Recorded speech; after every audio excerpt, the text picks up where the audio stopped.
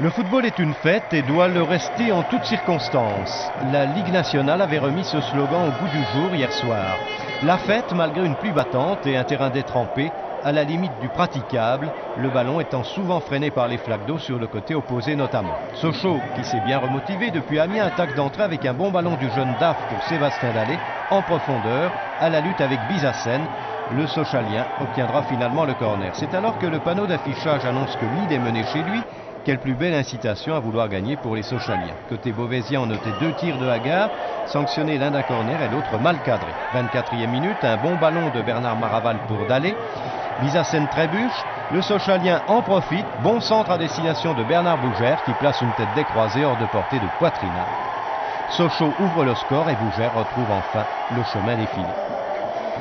C'est au tour d'Yves Bougère de solliciter Gomez avec beaucoup de chant.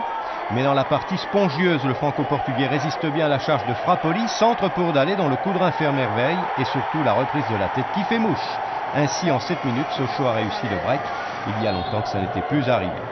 Que dire de cet épisode où Daf pied en avant vient au contact de Franck Hez, l'arbitre estime pour sa part qu'il n'y a pas faute alors que les jardiniers s'affairent déjà à la pause pour éponger l'eau. La deuxième période ne verra pas de changement au score. Brocard, entré en jeu à la place de Delpech, ne pouvait prendre le meilleur sur Flachaise.